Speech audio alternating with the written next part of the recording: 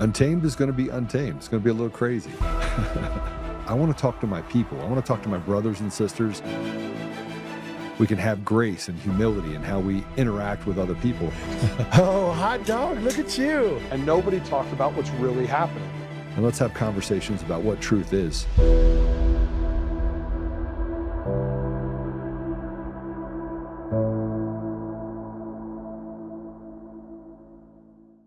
Hi, everyone. Surprise.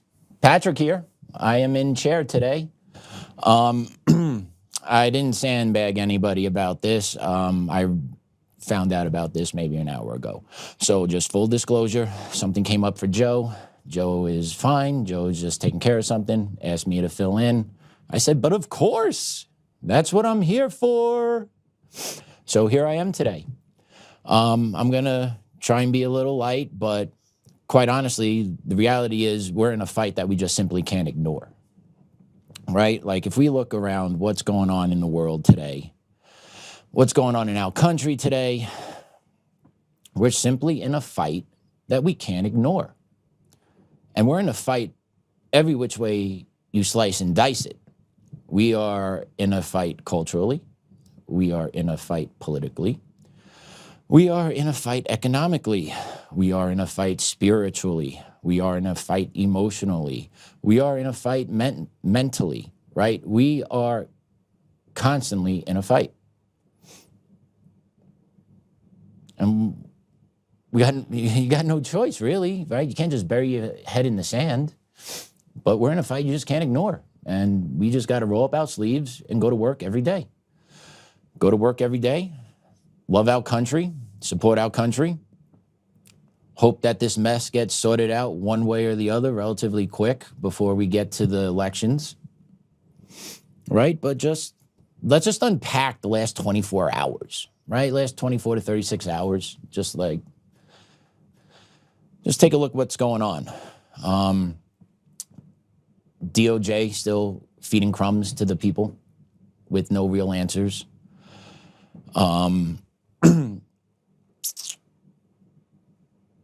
We just hit Venezuela yesterday. China is encircling Taiwan. Ukraine launched drones at Putin's house. Russia is moving missiles. That's on the outside. And then what we got with what's going on the inside, status quo, more fraud being investigated and uncovered. Sorry, just being uncovered just by one person still. Like, local media is still not doing a whole bunch. National media is finally picking up. Nick Shirley finally got on Fox the other day. I thought it was last night, maybe, or this morning. He got some praise for the work he's done. But look what it took. It took this guy, regular guy started off as a YouTuber, just going out there, asking questions, getting a little confrontational, doing reporting, asking tough questions of people that simply had no answers other than get out of here. No, that place doesn't exist. Learning Center, right there. Learning Center doesn't exist. Oh, gotcha. But yeah, that's going on. You got the fake news media. Kyle Clark did a little piece again on the news last night on Joe. Got to talk about that. Fake media, fake media, fake media. Always taking things out of context, right? So just all that. And here we are. It's a beautiful Tuesday, right? Tuesday, December 30th, 2025. 2 more days until into 2026. 11 months until November. Yeah, man, we got a great show for you today. We have a great show for you today. There's a lot going on. And simply, what do we do about it? What do we do about it? How do we get stuff done? How does anyone get anything done? Does Trump ever get anything done, right? Like, yes, deportations are important. Don't get me wrong, right? The illegals, don't forget, the illegal immigrants in this country are the Democrats' political capital. Let's not ever forget that. That is where they pick up the population count under the census. That's where they get seats delegated to them based on population, not based on citizen, but based on population, right? So like that is their political capital, and that is something that needs to be addressed. But it is part of the larger problem. right? It's part of a bigger problem. It's part of what's going on in the rotted, corrupted American society and American government, right? It's a big part. It's not the main part. It's not the root cause, right? It's a branch off, right? The roots underneath, got to yank that out, right? Mail-in ballots, gone. Machines, gone.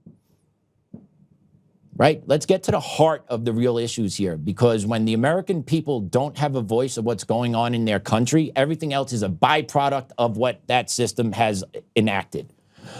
And the American people's voice has been silenced. We've been told, take a back seat, shut up, sit down. Oh, no standing, no standing, no standing, no speaking. Take a seat in the back. As just this machine has just grinded us over and over us down into a pulp, right? Just grinding us down. It's a fight you can't ignore. You cannot bury your head in the sand and think everything is going to be okay. No. If major things are not done, and pretty soon, mind you, major things need to occur in order for any momentum to pick up, for anything of possible change to keep moving forward, President Trump needs to start having things done. Okay, Joe put this post out. I'm going to go through his post, his post feed a little bit to start the show. Right? Joe put this post up. They think you're stupid, truly pathetic at POTUS.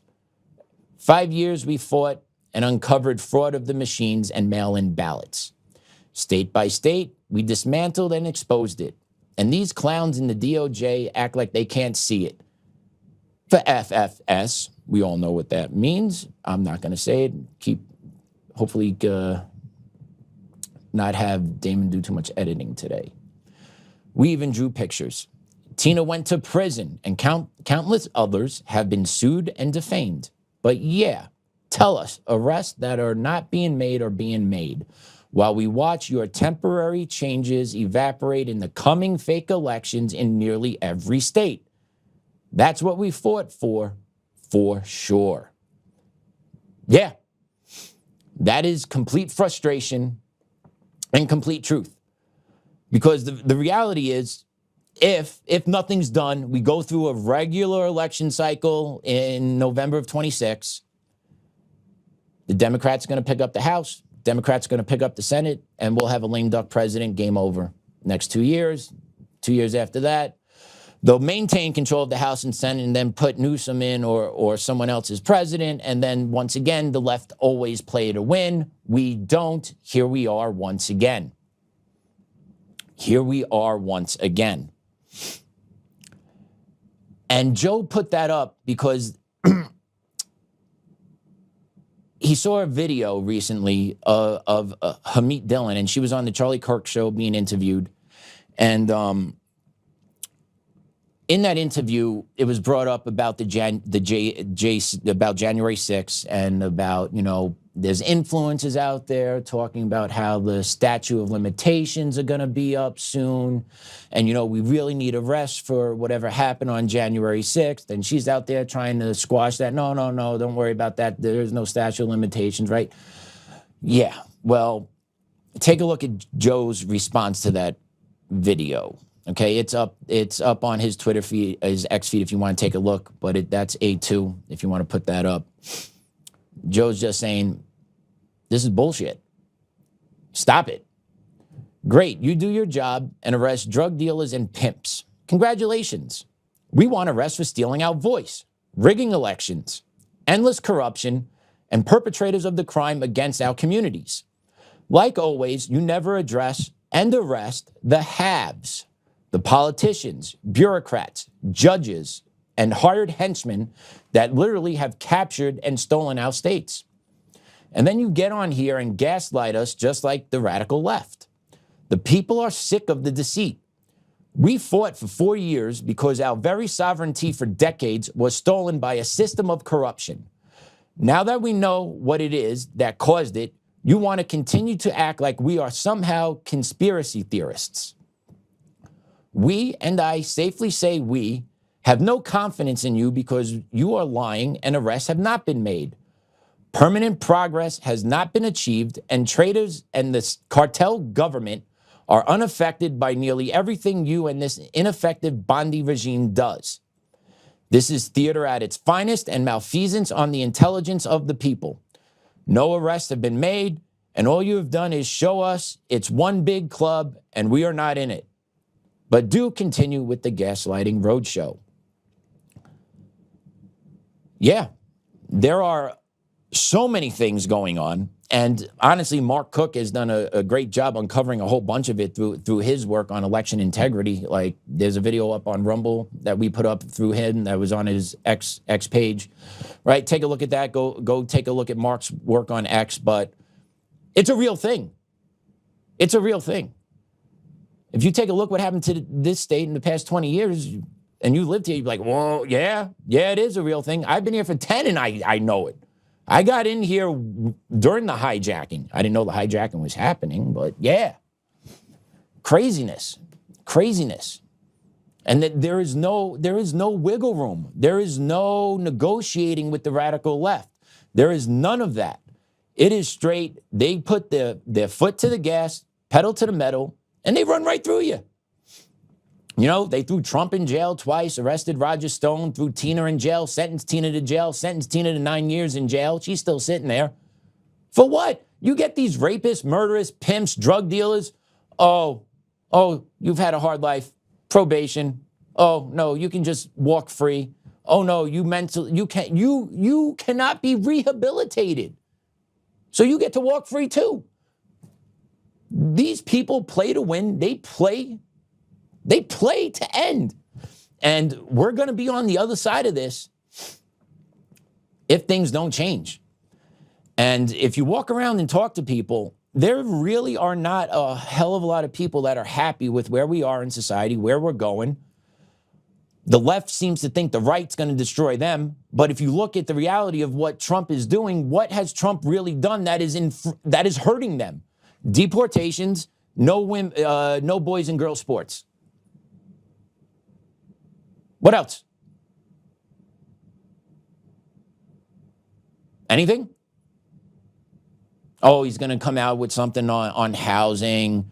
You know, inflation's down, but not right? No, right? Like, those are the two main, that's it. Immigration. Like, what else? When they come back to power, we know how this is going to end. Like, Biden opening the border for 20 million illegals was a warm-up. They're going to enshrine that. They're going to codify it into law. When you cross into this country illegally, it's not illegal anymore. You're a citizen. Welcome. Come on. Right? It's all purposely being done to bust this country out. And if we don't do anything to stop it, if those in charge that have been elected to do something to stop it don't, that's where we're going to end up. Okay? The top echelon, the big club, right? Those guys, they're always going to be fine. Always going to be fine. It's us below them that are never fine. You're going to get sucked into a vacuum. We're going to be living on social credit scores and a monthly dividend from the government. And then if you actually speak out against the government or do anything that hinders their progress, pop.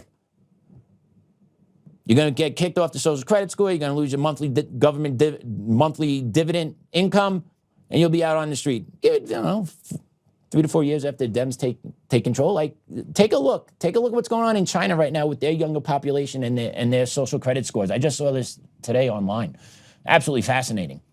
You have hundreds of thousands of young Chinese adults that are not performing well, so their social credit scores have been getting hit.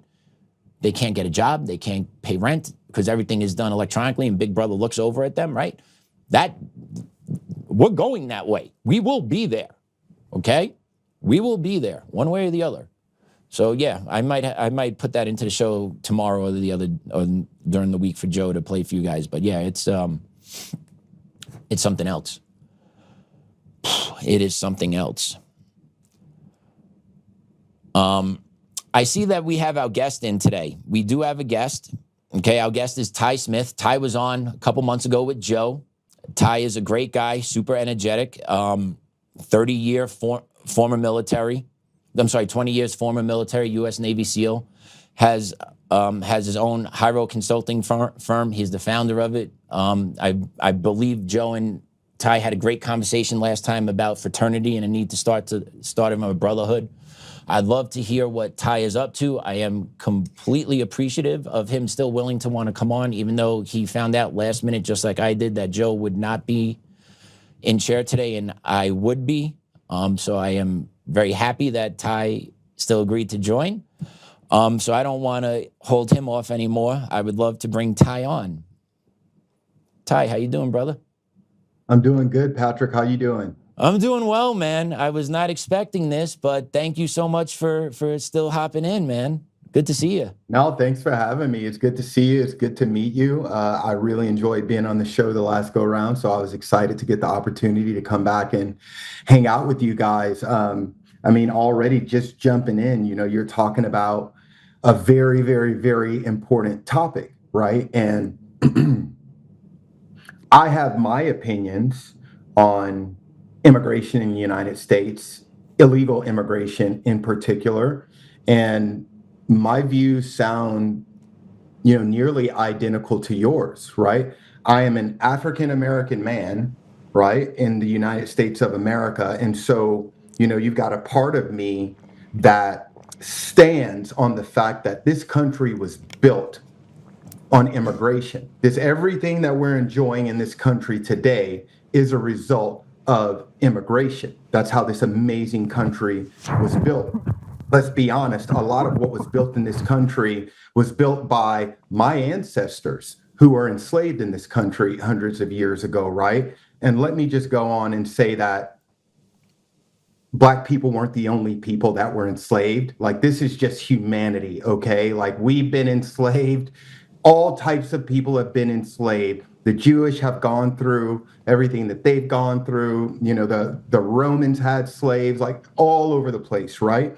But when I come to the other side of the coin, I'm also a patriot of this country. And I can look back on immigration in the past and the people that built this country and say, yeah, but they did immigration correctly.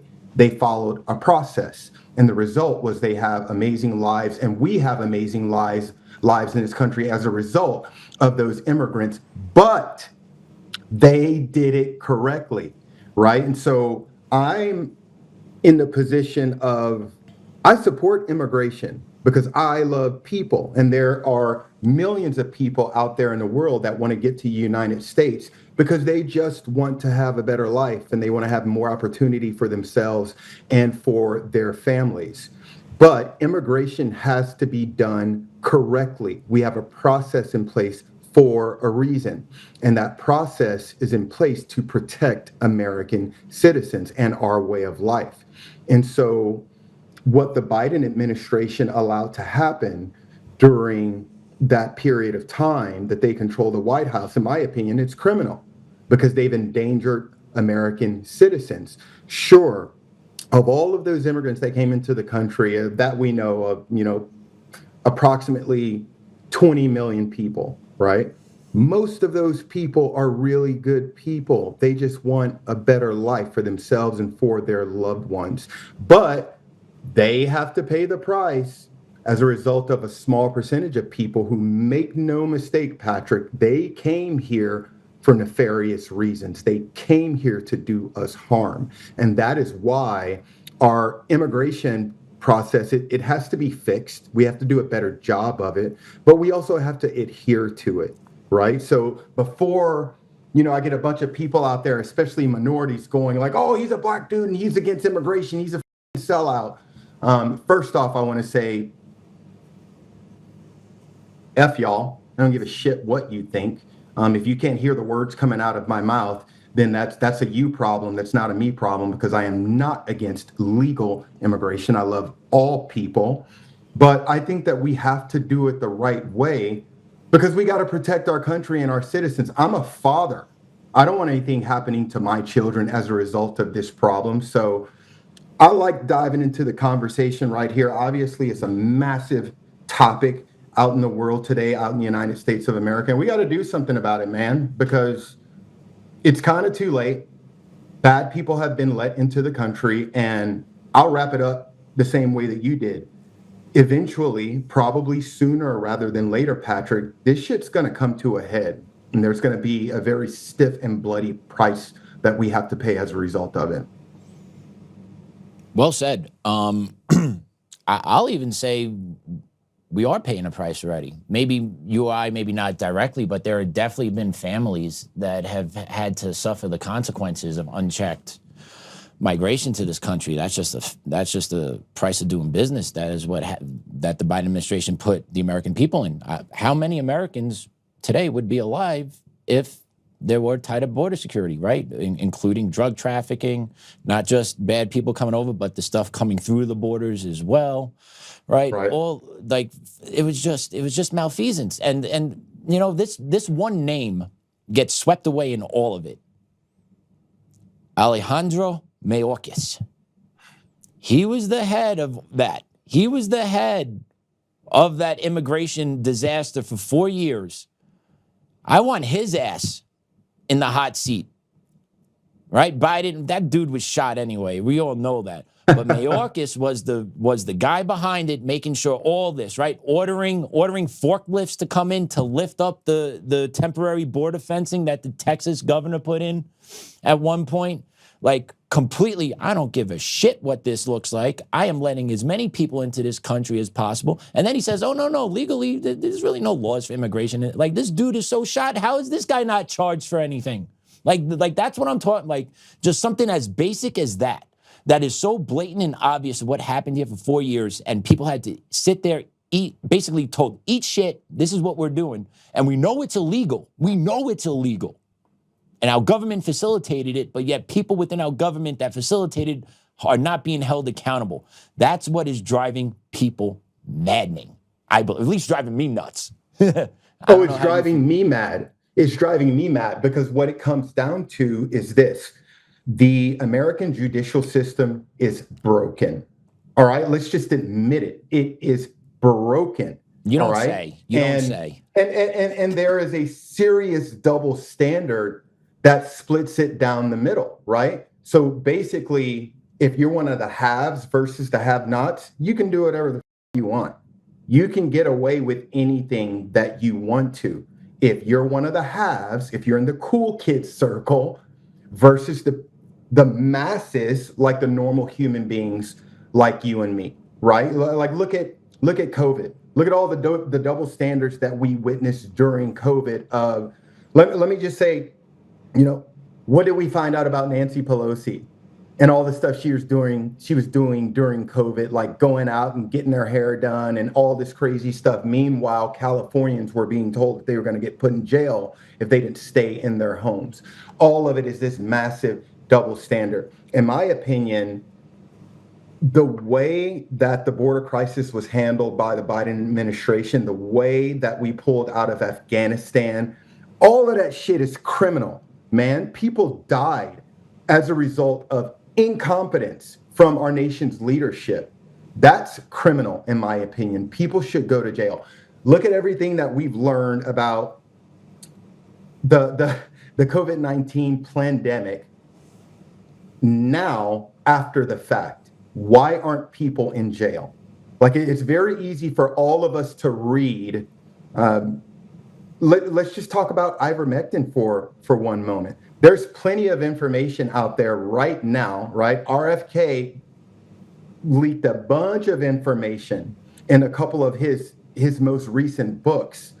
Sources, data, sources supporting that data, talking about the use of ivermectin and how it could have basically killed the COVID-19 virus. We didn't need a lockdown. We didn't need to pump people full of rushed vaccinations that we still don't know what's going to be the outcome of us putting that stuff in our bodies, right? Like, I'm still pissed off that I took those vaccinations, and I only took them because I had a 1-year-old baby at home, and my ex-wife was a doctor. She was still going to the hospital, and I was worried about my child. But I don't know what's going to be the result of that. I don't know what that stuff's doing in my body. We got people out there dropping dead as a result of taking those vaccinations.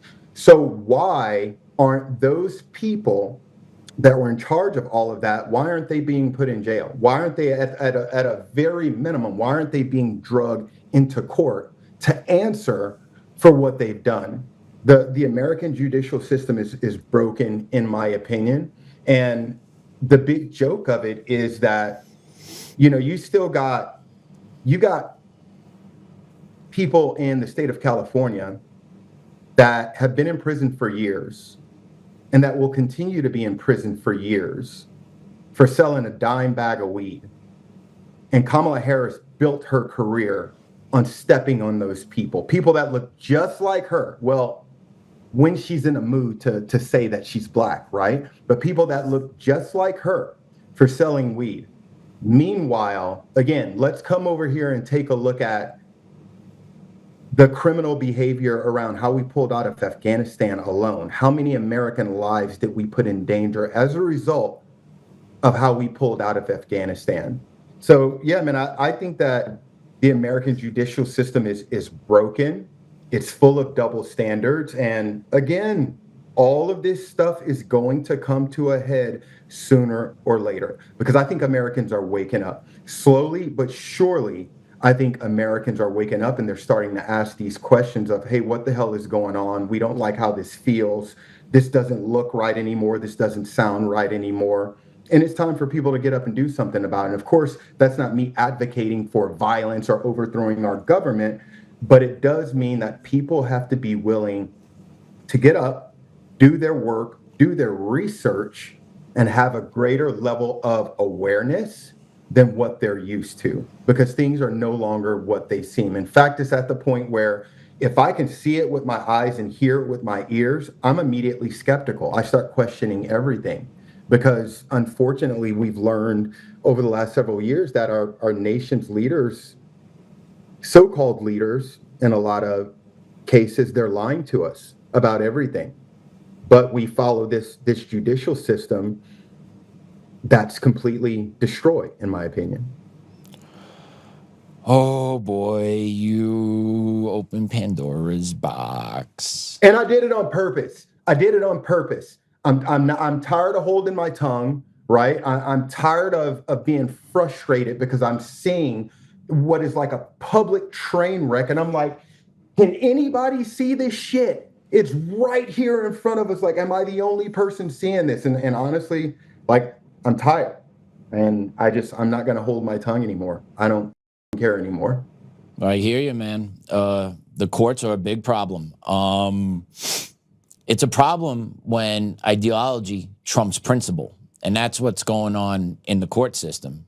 Ideology, leftist bullshit, trumps practical law and constitutional rights. It's plain and simple. There are people sitting on the judicial bench that will rather rule in favor of a political ideology instead of being the principal ruler of right and wrong of what's happening in our society. And that is the point of having the courts. The courts are there in order to right or wrong in society, to protect the citizens from government and from each other. That's not how courts operate anymore. And depending which state you're in, you'll get a different view on a law. That shouldn't be the case when you're talking about federal law. Federal law should be what it is, but it's not anymore. Federal law is how it makes me feel, how I think it makes someone else feel. I got to put my lens on it now to make sure it fits a narrative, so that I now score political points with my political party. So now that when they gain more power, my name can now work its way up I'm going to get nominated for a federal branch. Oh, I can get nominated for this branch. I get nominated to the Supreme Court, right? So like you have all these federal activist judges, and I'll be honest, dude, I'm in the middle of something of this right now. Put my name into Google, type my name into Google. I'm in the middle of a federal lawsuit for my civil rights being violated by my former employee at school district. Court system says I have no standing, and I could be fired for what happened to me.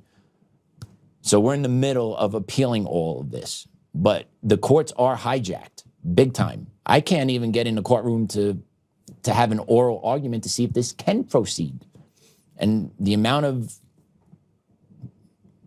there's a lot out there, man. Just put it in there, do your reading. But yeah, man, the courts need to be fixed. And you have these judges now that let out offenders because they want to. They can't be rehabilitated. Oh, no, I disagree. No, the jury found them guilty. Did you see what happened in Minnesota a couple months ago or a couple weeks ago? Jury found a Somali man guilty of fraud, multi-million-dollar fraud. Yep. The judge threw out the jury's verdict and let the guy go. Like, we cannot have judges behaving this way, and yet they are, right? I'm very happy to see that the judge in, I believe it was Milwaukee, somewhere in Wisconsin, there was a judge that was arrested because she helped an illegal alien escape. She finally got sentenced. She was found guilty, got sentenced. Good, that's one. How many others need to be charged? How many others, you know what I'm saying? Like, it is so wide, so big. And if you don't act and get these judges out, either through impeachment hearings or through criminal charges, the court system's just going to keep grinding us down. They're going to keep grinding down us pro-patriots until we're dust. Because the courts are the only thing we have left between us and them. And the courts are overrun by radical leftist judges. Facts. Yeah, I think that most Americans, don't realize how steep this slippery slope is, and how quickly this sort of practice is going to get out of hand. So when I look at this problem, I have to zoom out and look at our country as a whole.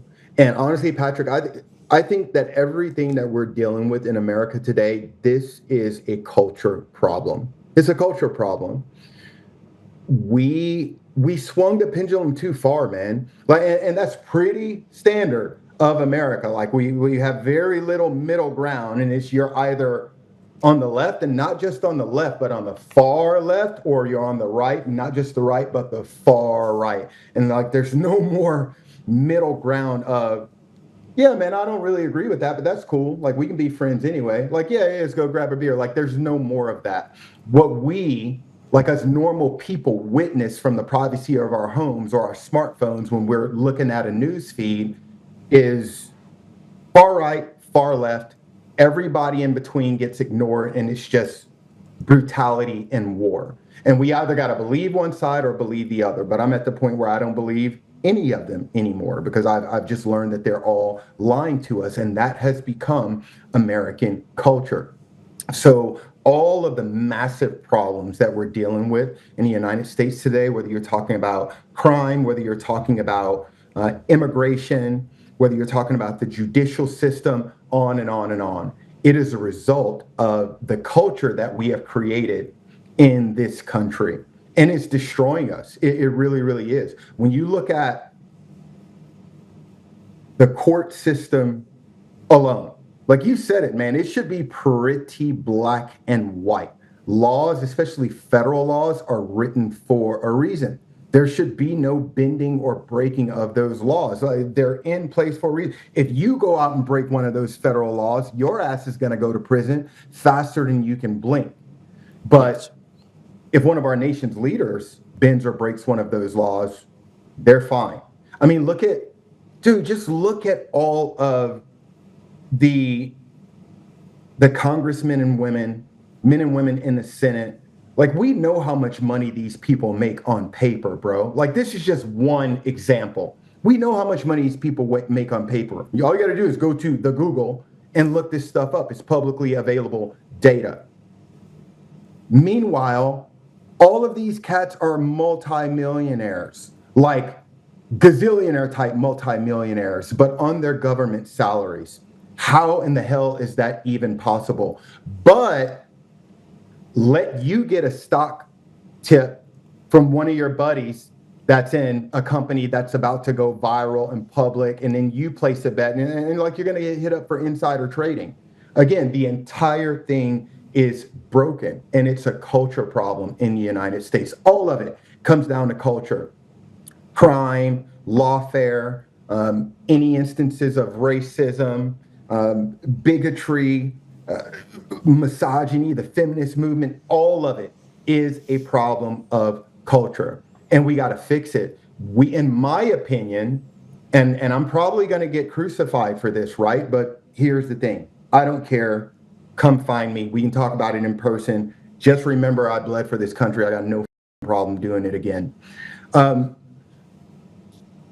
We have to get back to a place where we are not afraid to say no to people that don't qualify, and I mean truly qualify for leadership positions. We can't have people in leadership positions who are prone to making emotional decisions versus logical decisions. We can't have people in leadership positions that are prone to lying instead of telling us the truth, even when their voice is shaking. Because if you don't tell me the truth, I don't have all the information. I can't make an intelligent decision. So I need you to be honest with me. I think that we have to get back into a place where, and I want to be really careful about this, because I don't want to alienate people from the show, and I don't want to offend people. I'm just going to tell the truth. I think that we have to get back into a place where most leadership positions are filled by men, and not just men, but good men. All right? Because having a man in a leadership position that is not God-fearing, that doesn't believe in the utilitarian point of view, meaning like, hey, what's best for most of my people? I know I'm not going to be able to make everybody happy, and that's cool, but if I do this, it's going to be what's best for most of the people. We need people in positions of leadership that make decisions that way. We need good men that actually understand the consequences of their decisions. Like, hey, if you press this button, people are going to die, and not just bad people, but there are going to be some good people that die too, right? Are you going to go visit the families of those fallen soldiers? Are you going to go explain to all of the families of my friends that died in Afghanistan why we're pulling out of Afghanistan the way that we are doing it so shamefully? Are you going to go and talk to them? Are you going to go, okay, now I'm pissed off? Are you going to go explain to my friends' families why you're still sending the Taliban, my enemy, more than $50 million a week for their fallen?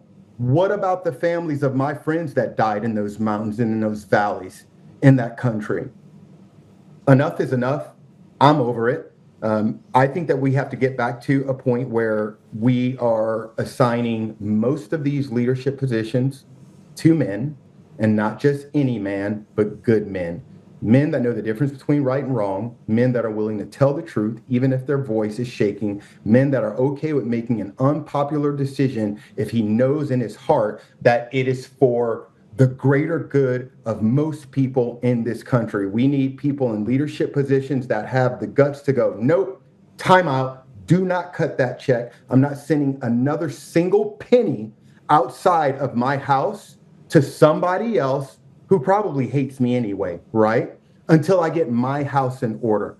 Our country is what's the number now, Patrick? Like 35, 36 trillion dollars in debt. Yep. But Yep, we're still sending billions of dollars overseas to other countries. And again, this rant I'm on has nothing to do with the people of those countries. I love people. Most of those people are suffering at the hands of horrible leadership, just like we are here in the United States of America. But my point still stands. Like, yeah, neighbor, I love you, but I can't give you $500 right now because $500 is all I have left to my name until I get paid in 3 weeks and my children have to eat. I'm sure you can understand. And if you don't, I don't care. I got to take care of my family.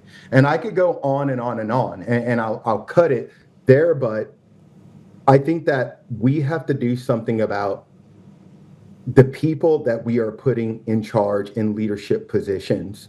And we need people that are willing to grab the culture that we've created in this country by the throat and say, this isn't going to fly anymore. We have to change things. Whether people like it or not, we've got to change things. We're not going to allow teachers in schools to tell our minor children that it is okay for them to go out and get a sex change. I'm sorry, I don't care who it offends. Yes, I know you're gay and I love you anyway. You're still my friend. I don't care. And if somebody tries to attack you for being gay, I'll smash their face in because I don't care. You're my friend. I love you. But this over here is wrong. And we're just not going to do that. If that kid wants to grow into an adult and be homosexual when they're an adult and get a sex change, okay, that's on them. I don't care. If that's what makes you happy, that's between you and God. But can we please bring common sense back into decision making, because we're destroying the country if we don't. And all of this is a national security risk, by the way. Just going back to what we were talking about with illegal immigration. Again, man, the numbers are really simple, Patrick. If I've got approximately 20 million people that came into the country, most of which are undocumented, if I take even a conservative 5% of that number, that is still way too many variables that could be cruising around this country with nefarious thoughts going on in their minds about how they're going to destroy the United States of America. That's just way too many people that could be scattered across the United States right now, waiting to set off a chain of events across this entire country that would burn our country to the ground. It was just totally irresponsible and it was criminal, in my opinion. And we got to fix it. I don't know how the current administration is going to fix it. I know ICE is out there kicking ass and taking names and doing everything that they can. Our local law enforcement is doing everything that they can. But in my opinion, the juggernaut has started running already, and there's no way we can stop them. It's going to take a hard reset. Yeah, you said a lot there. But you said a lot there, Ty. 20 million over 4 years, right? Like, we would have to deport the same amount that were coming in per day under the Biden administration, and we're not doing that. We're not doing that. So it's a net loss. Like, no matter how much Trump and the admin can make up, it's going to be a net loss. They won that battle. We could win a little bit of that back, 15, 20, maybe 50%. If he gets 10 million out in 4 years, I'll give the dude credit. But I don't think that's going to happen either. We're probably looking at maybe, 3 to 4 at most? At most? At most. And here's the thing, man. Again, like, I love people, bro. I love all people. I wish that there were a way that we could effectively just go after the bad actors, you know, and everyone else that's come. It's like, okay, look, like, people are here now. We're not going to kick people out and have them, you know, sleeping at the border and trying to figure out like, no, these are good people. They just wanted to have a good life and have something good for their loved ones, right? I wish there was a way we could just identify all of the bad actors and go after them, and then put those other people in a process to go, okay, well, you're here now, and, you know, so, well, let's just get you in this process, and let's get you paying taxes, and let's get you to live in a better life. It's just pretty much impossible to do that. Yeah, so you need a hard reset. So, yeah, thinking about running for office, we need you said we need good men. I can think. Not just no, but hell no. Why not? Nah, bro. No, it's what's it gonna do, right? Well, you see, a good man doesn't want to do the job. Good men don't want to do that job. Well, it's because I have common sense. Well, it's not even that. It's just that I am not willing. So for a few reasons, I am not willing to do that. First and foremost, how many of my friends have I seen leave the military, go into public service, only to change? They get behind the curtain, they see what's going on back there. And I don't, this isn't me blaming them. I don't even think that it's their fault necessarily. I think that more along the lines of win in Rome, right? But it's almost like it's inevitable that it will change you, and you're either going to get on board or bad is going to happen, right? You're either going to go to jail, they're going to take your bank accounts, they're going to cancel you, all kinds of crazy stuff. Also, I'm not willing to put my family through that shit. I'm just not. I put my family through enough the couple of decades that I spent serving this country in the United States Navy. Not to mention, like, you're probably already kind of capturing the kind of person that I am, dude, it would drive me mad, because I've seen my friends go into government service and they haven't been able to change anything. So why do I think I'm going to be able to change anything? No, I would lose my mind. I would be the dude, up at the Senate, literally screaming at people because I can't get them to make common sense decisions. So no, I don't think that's for me. So so you can't fix the swamp? No. So how's it end? I don't. Right? Like, if the swamp I keeps hate to say it, swamping man. and you can't drain the swamp, what happens with the swamp? A hard reset happens eventually. I hate to say it, brother, but a hard reset happens eventually. Eventually, all of this shit is going to come to a head, right? And I am the last person on the planet to ever advocate for anything even remotely close to a civil war anywhere, let alone in my own country. But it's some kind of hard reset is coming, whether we like it or not, whether it's kicked off by terrorism, whether it's kicked off by another pandemic, and people are like, that, nope, not listening to you this time, right? Not sticking my hand back in that oven, right? Or whether it's the result of Americans waking up and saying enough is enough. Something's coming sooner rather than later, in my opinion. And what's amazing with what you just said to me is I feel that the other side feels the same way. Yeah, but here's the thing. The other side wants it. Yeah. They want it, and they want it for nefarious reasons. Why do you think they let all these people in? Yeah.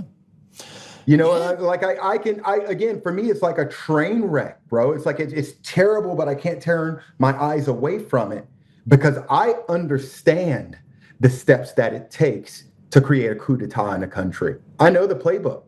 I helped write that. I can see it with my own eyes. I can see what's happening in the country right now, and it's not good. And I'm telling you right now, we are nearing the headshot. We're nearing the headshot. Like a couple more decisions that really crash the American economy, and we're in a tremendous amount of trouble. That reset is coming. Yeah. Well, what is it? I think it's 3 days without food.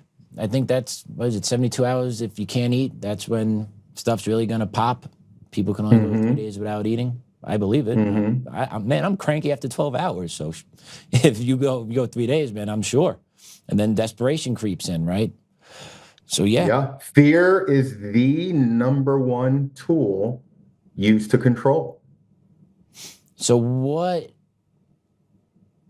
how are you handling this then? How do you mentally prepare or physically prepare? Or like, what are you doing to navigate this is my question then. How are you doing and what you're doing to navigate it? Great question. No, great question. So on one side of the answer, it's very warm and fuzzy and fluffy, right? So prepare yourself. Okay. And on the other side of the answer, it is the polar opposite, as you can imagine. So on the warm and fluffy side, a lot of self-care. Brother, I do a tremendous amount on a daily basis to regulate my central nervous system. A tremendous amount.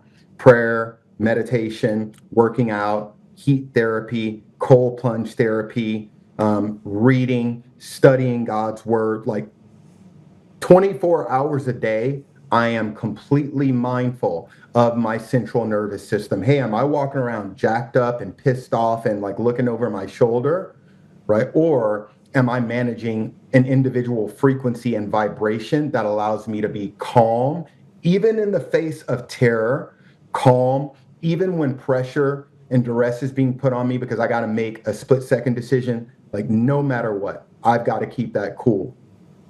And I work on that all day, every day. And I'm constantly talking about it on social media to my followers. Now, on the other side of that coin, again, it's the polar opposite. It is my duty as a man in this country, as a child of this country, as a father, as a son, as a provider. It is my duty to also be a protector. It is my duty to do something every day that increases my individual lethality as a patriot of this country, whether it's working out and making sure that I stay in shape. I don't want to have to get ready. I want to stay ready and always be ready at the drop of a hat if my country needs me to pick up the sword again or come off the bench, right? But I manage the velvet and I manage the iron on a daily basis. And it keeps me right in the middle to where I have total awareness of what's happening around me in this physical world, what I should be questioning because I can see it with my eyes and hear it with my ears. But I also do a great job of managing my central nervous system so that I can be even more aware of what's happening in the spiritual world around me, what's happening that I can't see, that I can't hear, that I can only feel if I'm open to it. And having the ability to measure energy that way has saved my life on several occasions on the battlefield, as you can imagine. And so I work on central nervous system regulation every day religiously, and I am constantly improving my lethality as an individual patriot of this country. All you can do is stay ready so that you don't have to get ready. Well said. Well said. I wish I did all that. Start, brother. Start. If you're not praying every day, you better start praying and spending time in the presence of our Creator every single day. If you're not meditating, Patrick, start meditating every day, even if it's just 5 minutes of shutting out everything in this world and going internal in your heart where the kingdom of God lives. Even if it's just 5 minutes a day of breath work and just bringing yourself down and just fully relaxing. But I mean, dude, I walked around just completely charged up and jacked up for a couple of decades, and not to mention several years after retiring from the SEAL teams, because that was just the world that I was living in, right? And now, no, I feel like I'm living a pretty normal life. I go out to dinner with people and they're like, hey, do you have to sit right here so that you can see the doors and like you know who's behind you? And I'm like, no, I don't need to do that shit anymore, but I am ready regardless of when and where shit pops off. Gotcha. Yeah. My wife and I have started to go back to church over the past year or so. So God has definitely become more of a central focus in our life. What we're going through right now, we believe God has placed his hand on our family for a specific reason. So it's kind of crazy to think about God and to talk about God out loud, but yeah, man, he's out there. It's crazy. You may not think he's talking to you or listening to you or moving the chessboard or moving the pieces, but he does. And I believe he selects people. Like, no one's never not in a situation that God didn't intend them to be in, I believe. God doesn't give you more than what you can take. Now, when God gives you a whole bunch of shit, you should wear that as a badge of honor and be like, yeah, he thinks I could take this. That's right. I get mad at him sometimes for this, though. Don't get me twisted here. I get like, yo, man, you come on. Man. I know you think I can, but does that mean I really need to right now? Right? Like that. But I feel you, man. I get it. It's something like I went to Catholic high school growing up too, right? So like I've been in it, but I wasn't fully practicing for a while, man. I'll be honest. I wasn't for a long time, and things have happened that have brought me back to it. Has brought my wife and us as a family to church. My kid loves going to church now. They have little he comes to the service with us. He likes the music, but then he wants to go to kids' church because then he gets his own little lesson with his little friends. Dude, it's not. It's way different. It's a way, like, the message is still there, but it's different than the way I went to church growing up. Like the new age, I guess it's new age church that's going on. But the message is there. You are in the presence of God, and you feel it when you, like, legitimately, we go to service and there's got to be probably close to 1,000, 2,000 people there. Like, this place is packed out. And people are seeking. They really are. Again, I think people in this country are waking up. Again, all of this stuff is going to come to a head probably sooner before later, because I think a lot of people in this country are waking up. Again, enough is enough. Who's been tricking us to think this way? Who's been stealing our light and making us hate one another for stuff that has nothing to do with one another? Like, people are waking up. And a part of the problem with culture in America today is that our culture has become nearly, if not completely, godless, man. Seriously. Intentionally done. Intentionally done. Yes. Right? And we're playing with fire.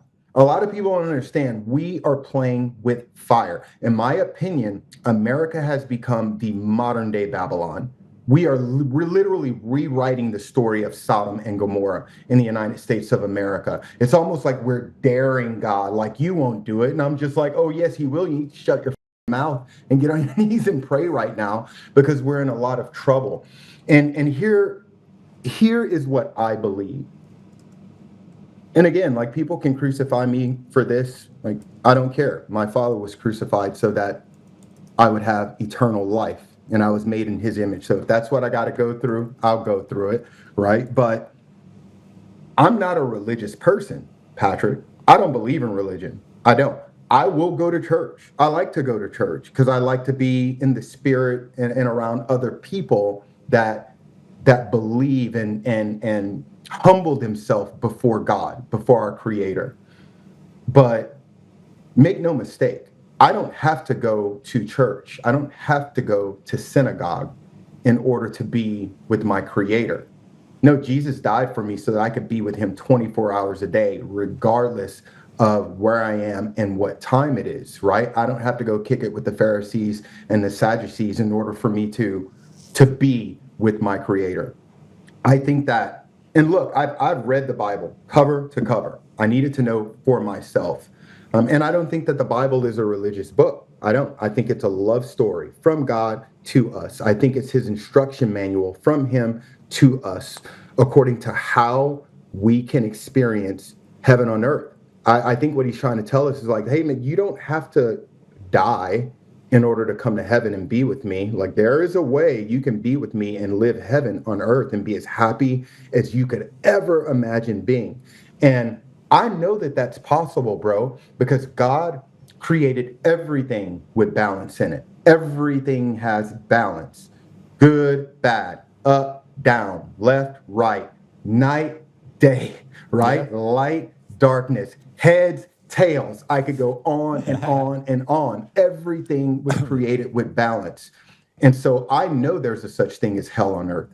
I know it. I've seen it. I've lived through it. I've experienced it more than I care to even tell you about. Therefore, there has to be a such thing as heaven on earth. So I'm not a religious person, but I'm very spiritual. I am very much in tune with my Creator. I am him and he is me. We are one. So I consider myself to be a spiritual being, and I can feel and experience a lot more than I can actually see and hear. And that's why I feel so strongly about the stuff that I'm saying, because I don't just see this happening, but I can feel it. And I felt it more and more and more over the last several years. I've talked to a lot of people about this and how my feelings and my emotions have come alive over the last several years. But I think that's a part of the problem in America is the world weaponized religion to the point where it's turned people off because people realize they're being controlled and they're being taken for granted. And it's caused so many people to walk away from the idea of God that is destroying the culture in this country, because people aren't afraid of God anymore. They're not afraid of the consequences of doing evil unto other people. Yeah.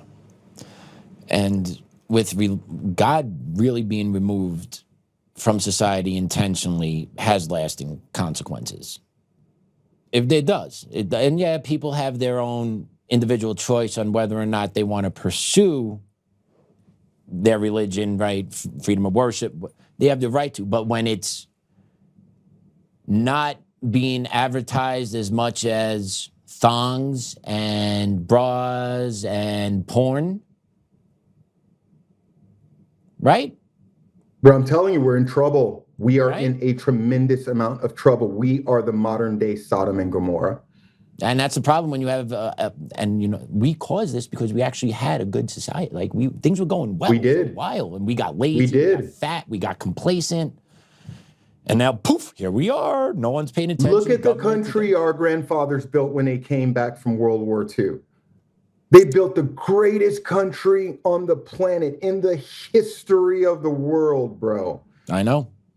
That's what we got to grow up in, right? Now we are, I think we're nearing, well, my hope is that we are on the tail end of our 40 years of hard times. That's what my hope is. And not that I'm completely backwards and we're at the beginning of it, but I know that we're in trouble. Where we are right now, we are in trouble. I agree, and I think it comes down to just one simple statement. There's nothing that unifies us anymore. No. And the left, specifically the left, did a great job of doing that.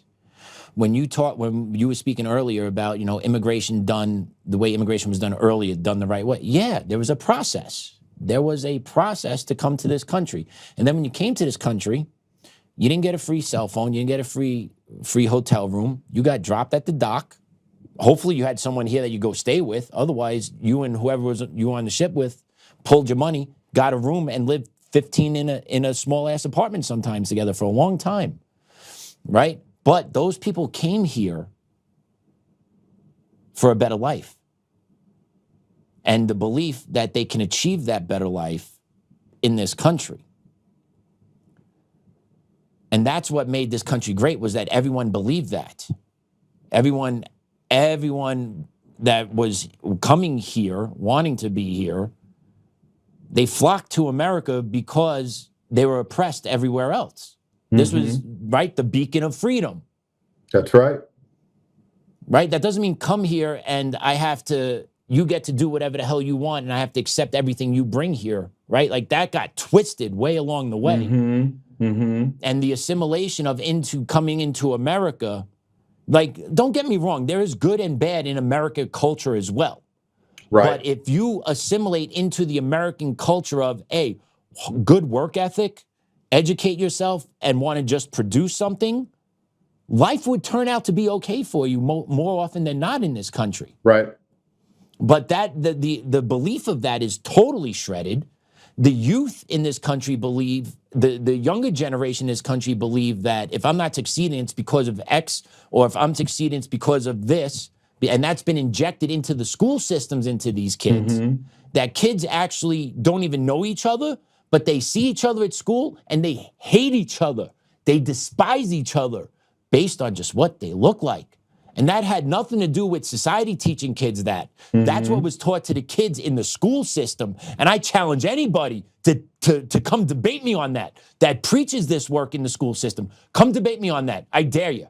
Because I lived it, I worked it, I did it. And that is exactly what happens in the school system. And then it teaches kids in this country to hate this country, dude. It demoralizes kids that love this country, being taught this by their teachers. And it creates a hatred within the kid for their own country that is And no, everyone else in the world wants to come here, so I don't understand. But it's been Too far. It's just gone way too far. Yes, sir. We need an adult in the room. We need an adult in the room to go, hey, look, everybody stop what you're doing right now. We're not doing that. No. I understand that's going to hurt your feelings, and I'm sorry. I don't want to hurt your feelings. I care about you as a human being. I care about your beliefs. I care about the culture that you come from. But we're not doing that. That's not right. First and foremost, this is America. We don't play that shit. Second, that's simply not right. So we're not going to do that. I don't care about who we're offending. We're not going to take a 7-year-old kid and allow him to turn himself into a girl, or allow her to turn herself into a boy. Why? So when they're 19 years old and they've got some maturity and they're like, what in the hell did I do? Like, no, we're just not going to do that. We need an adult in the room, and we need people in leadership positions that honestly, like, they know they're going to get crucified and they just don't care. They're like, no, we have to get the country back on track, because we're making decisions where it's like we're self-cannibalizing as a nation right now.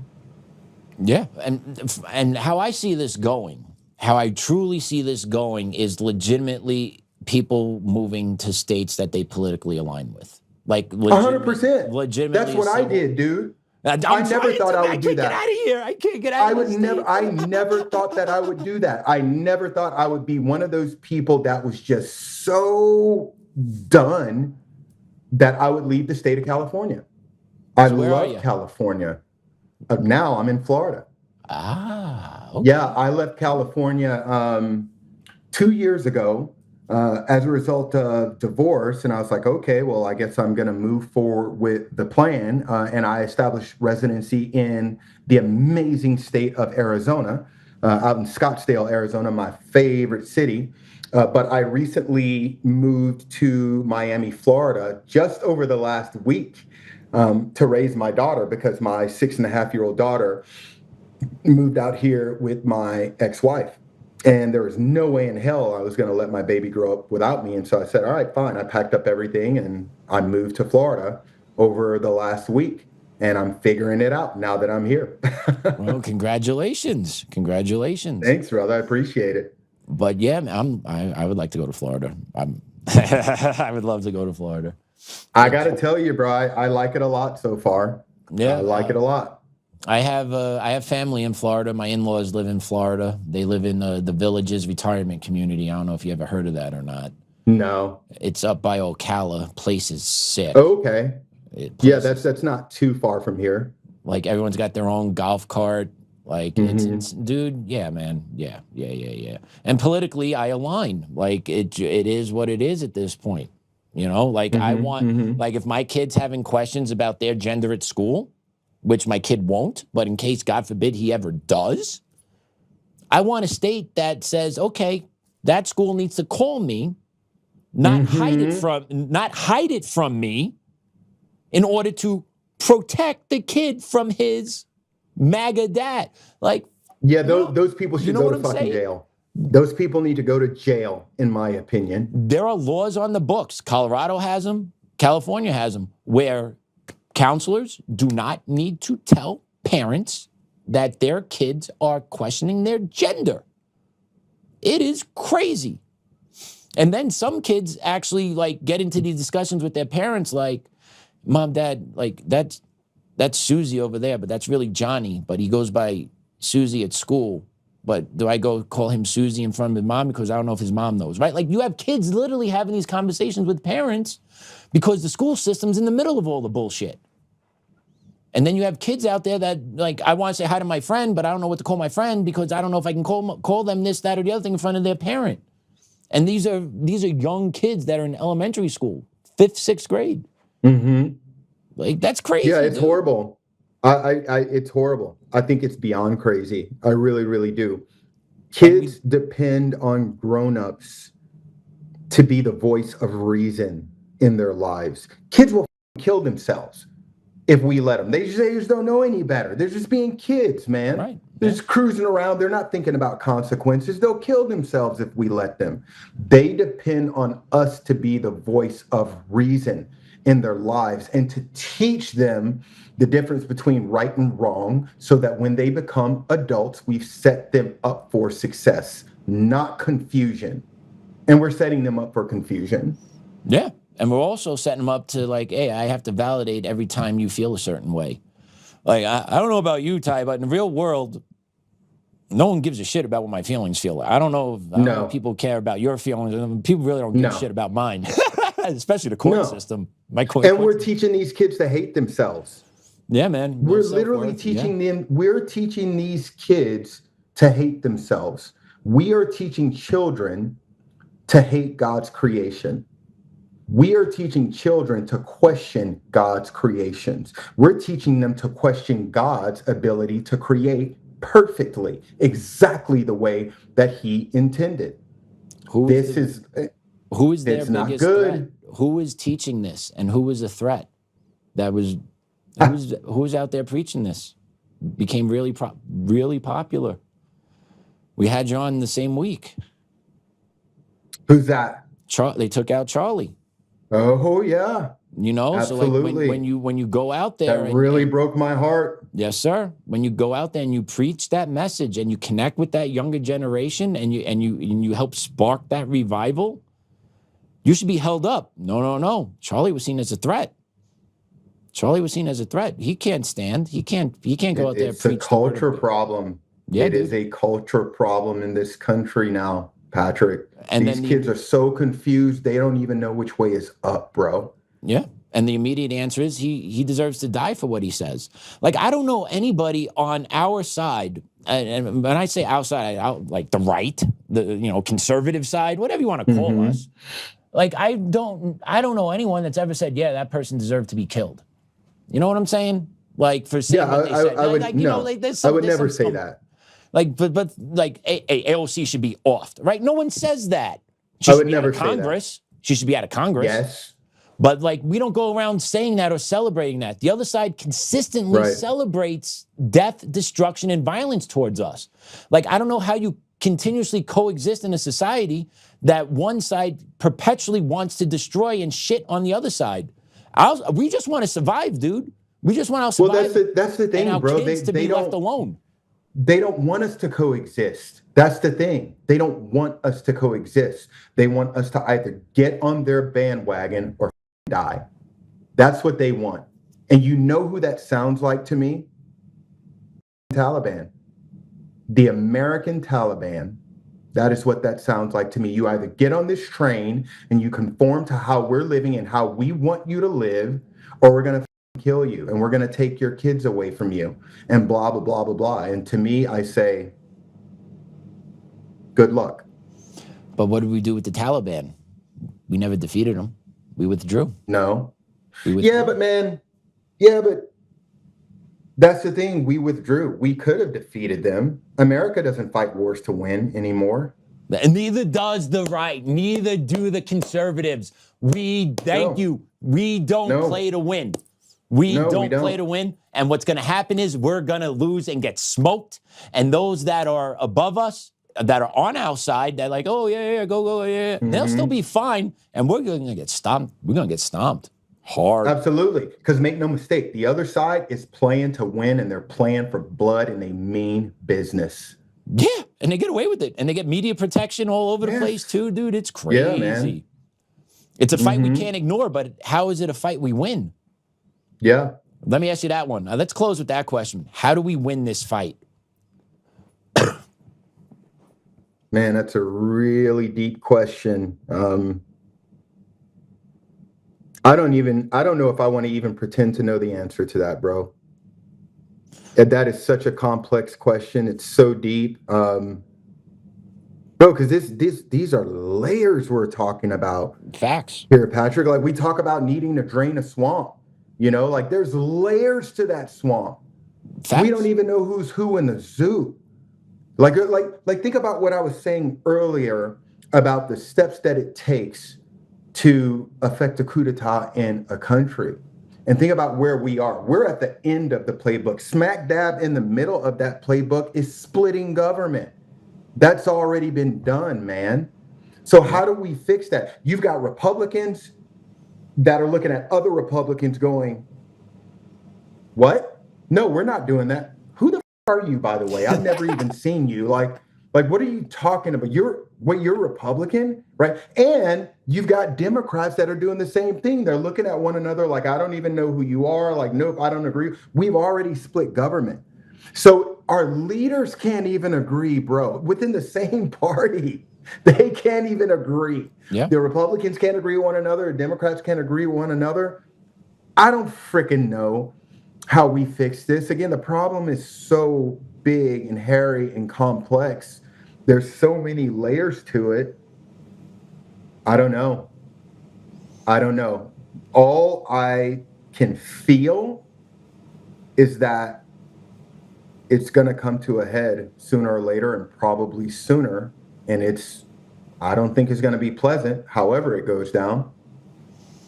I feel you, man. There's nothing that unifies us anymore. No. There's no core. Like, I can't believe I'm saying War this, doesn't man. even unify us anymore.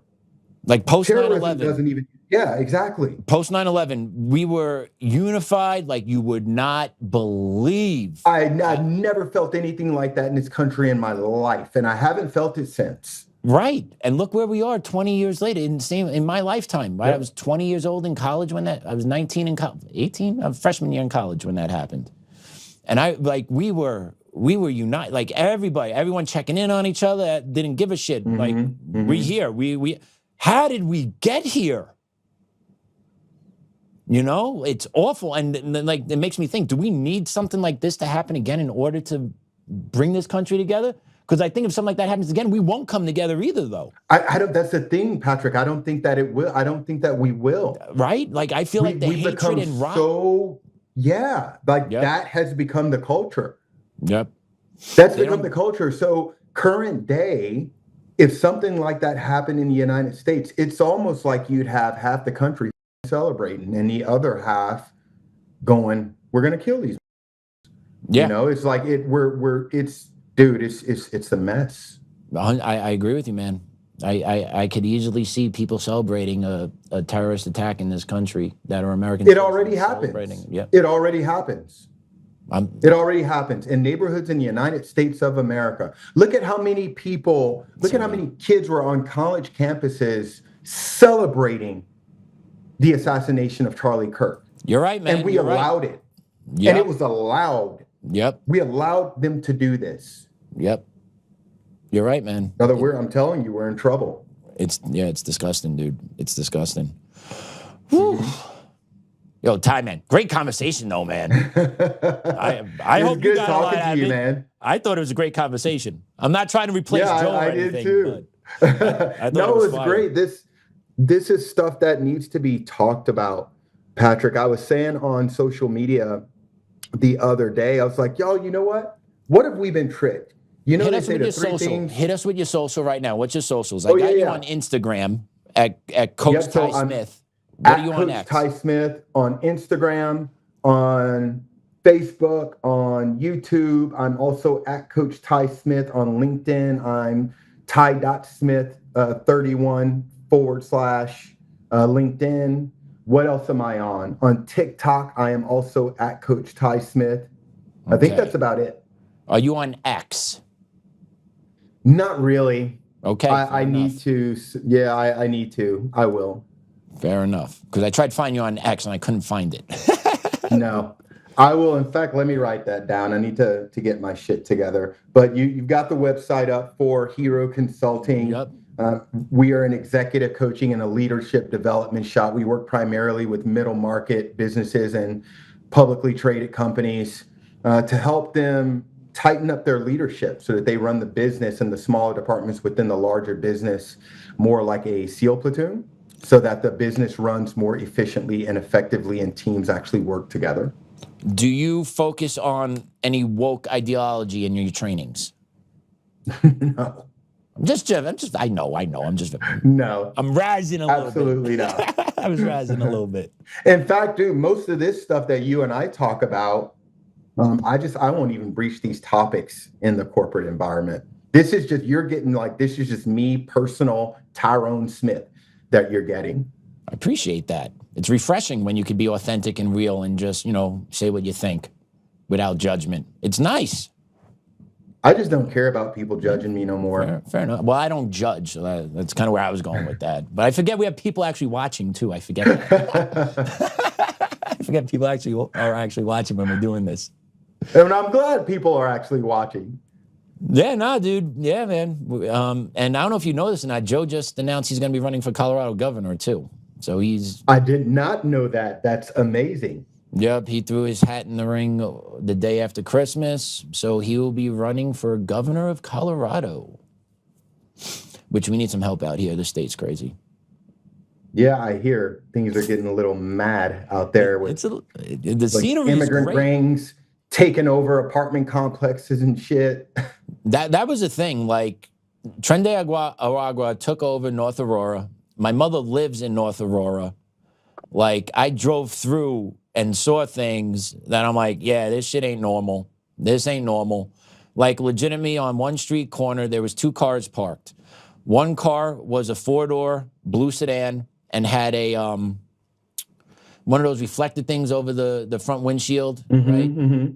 And then behind it was a black box, not a box truck, like a black minivan. Dude, there was 2 dudes standing outside and 1 chick, okay? Everyone's wearing red, and 1 dude is brushing the girl's hair. Just brushing, and she was a pretty looking girl, had to be, I don't know, low 20s, pretty looking girl, just standing on the street corner, he's brushing her hair, the other dude just looking around. I'm figuring he's the muscle, that's the pimp, that's the prostitute, right there in broad daylight, right on, what was that, Alameda in Aurora, right there. Saw that, hand to God. And then there's another time, you got a couple of guys doing the bird whistle calls to each other on the streets. And I noticed there was a police car coming up the road. Once again, walking around where my mom lives, I hear right, and there was two gentlemen communicating with each other about the cop coming down the block. So yeah, TDA was all over North Aurora. They're still here. I ain't gonna lie to you, they're still around. They're all gone, but it's a real deal. Yeah, but no, they don't exist out here was Polis's stance. No, bullshit, they do. Come on out, Governor, let's take a walk. I'll walk with you down to Alameda. Let's go take a walk, brother. You wouldn't survive 2 minutes out there. But yeah, Colorado, the scenery is beautiful. It's gorgeous. It's a beautiful state. I love Colorado. With the politics, different beast.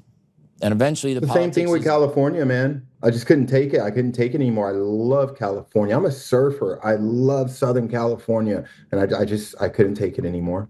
It'll grind you down. They grind you down. Yes, it will. With all the shit they just shove down your throats. When all you're just trying to do is live your life and like save a little bit of money.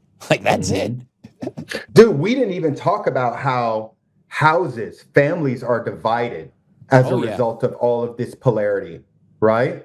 Families are divided as a result of all of this polarity. You know what I mean? Like I'll be the first to admit that I supported President Trump. I voted for President Trump, and I don't care who doesn't like it, because I certainly wasn't voting for the other choice. I think the country would be burning right now if Kamala Harris would have won the presidency.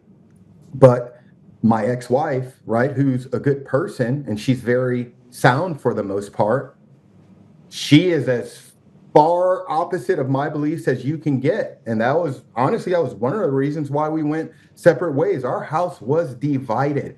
And I hear this story from so many of my friends, so many veterans, law enforcement officers. Like our homes are divided now. All of that is on purpose, bro.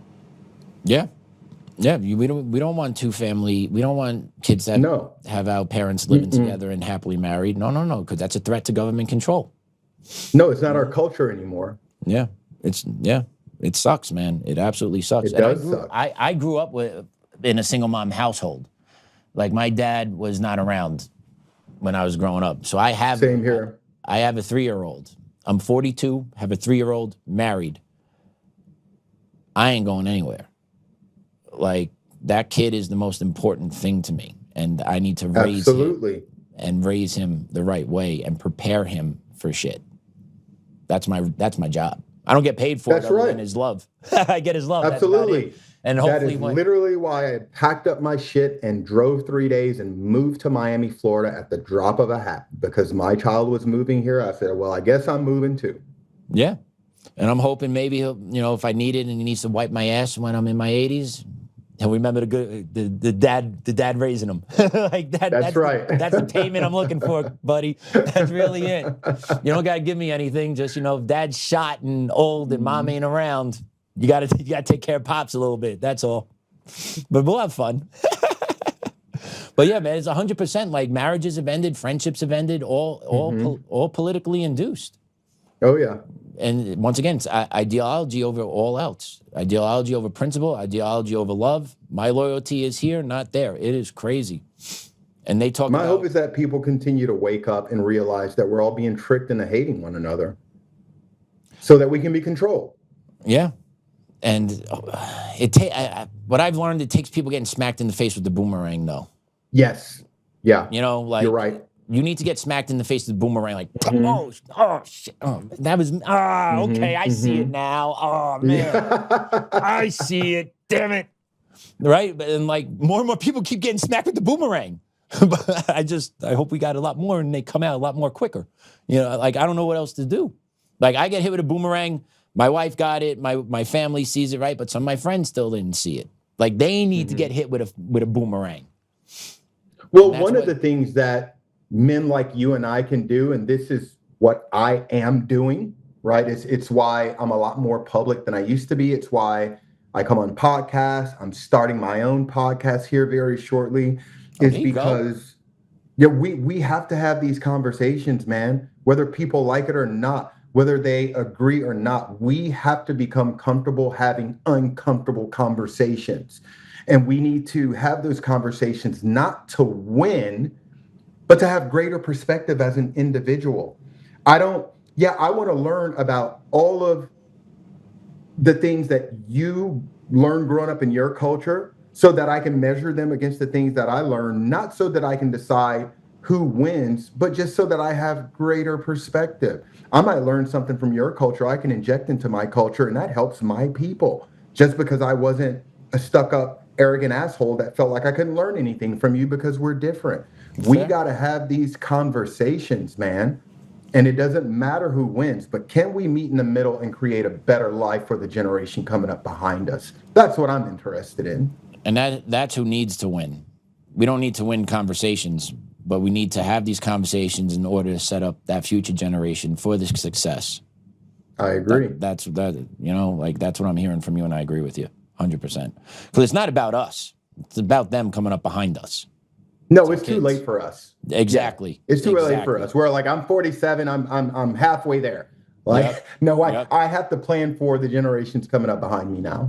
Yeah, I want my kid to have a good, fruitful life and not being seen as public enemy number one for no reason. Like, no, dude. Because he's a white male. Exactly, dude. Like, he's 3 years old. The kid doesn't know. Let's be honest. Like, you know what I mean? Let's be honest. This country, again, one extreme to the next, Patrick, one extreme to the next. Like, we've gone from the black male being the enemy of the country and the biggest threat to America to now it's the white male.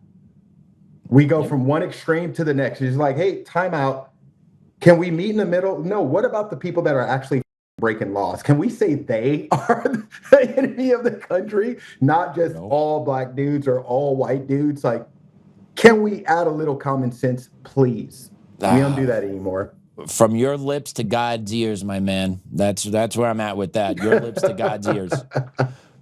I'll say that shit. Yeah, no, you're right. I'm hoping he hears and like sprinkle some in. Hey, God, give a little nudge to a couple people. Start doing the right thing. Come to Jesus's moment. Like, it does happen. Let's start having the right people have those. Yeah, and that's why it's important that we do stuff like this. Men like us can't be afraid to have these conversations and address those elephants in the room. Nah, and there's nothing wrong with having a conversation. People that are scared of these conversations, there's only one reason why. It destroys everything it destroys them. Everything they believe. Yeah. And it's not being done intentionally. We're just going through matter of fact, very factual based, logic based. It's tough to stand up to facts and logic when your argument's based on emotion. And that's what a lot of it is.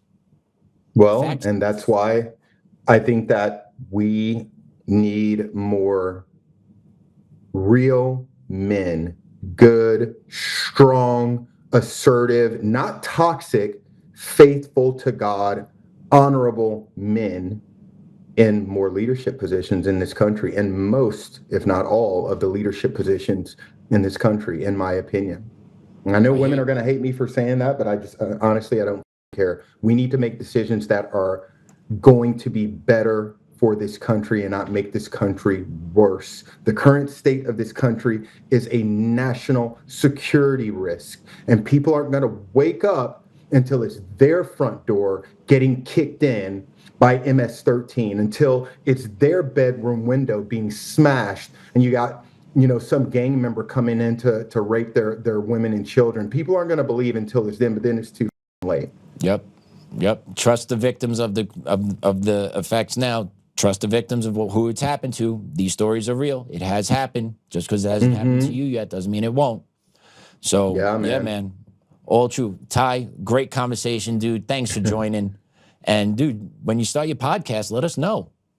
I will absolutely let you know. Yeah, I'm working with a producer on it now. He called me up about a month ago after having me on his show and just insisted. He was like, dude, you have to do this. You have to. I'll do it all for you. Just come on, let me record you. Let's go. So yeah, we're going to get started here real soon. I'll let you know. Awesome, dude. That's fun. Yeah, let us know. We'll definitely plug you. Get some of our viewers to jump on board. Hell yeah. That's good stuff. Thank you. I appreciate it. And I'll pull you guys over to my show as well. And I'll be the one asking all the questions. Down. I'm down. I'm sure Joe would be too. Hell yeah. That'd be great. Well, I want to talk to men like y'all. Again, real, good, fair, assertive, God-fearing men who believe in doing what's right. Amen, brother. Appreciate that. Well, Ty, you have a happy new year, my man. You take care. And look, keep us up to speed, brother. I will, brother. Happy New Year. God bless you. Be safe. I'll see you in 2026. Yes, sir. Take care, Ty. Later. Woo. Man, yo, just a straight up good guy. Like, Ty is just a straight up good guy, has his head on right, understands the situation we're in. Just awesome. And he actually takes care of him. He takes care of himself as well. I don't do that so well. I definitely got to work on the calming myself down, maintaining my central nervous system. Because I do walk around elevated a whole bunch. I ain't gonna lie. Oh man, my father-in-law is gonna love seeing this one. Hey, Jim, are you still watching? All right. So yesterday, past 36, 48 hours has been real interesting. We've had some international issues going on, more things coming on back home with Somali fraud. But yesterday, Joe alluded to a little bit on the show yesterday with Tommy. Trump announced at a presser yesterday with Netanyahu that we launched into Venezuela. So I just want us to take a look at that. If you want to play C1, Damon, that'd be great. Sorry, can you say anything more about the explosion in Venezuela that you mentioned in a radio interview? Did the military do that? Can you share more details about Well, it doesn't matter, but there was a major explosion in the dock area where they load the boats up with drugs. They load the boats up with drugs. So we hit all the boats, and now we hit the area. It's the implementation area. That's where they implement. And that is no longer around. Is that the only strike that the U.S. has done? I don't want to comment on that. So there he was confirming yesterday that, yeah, we did that.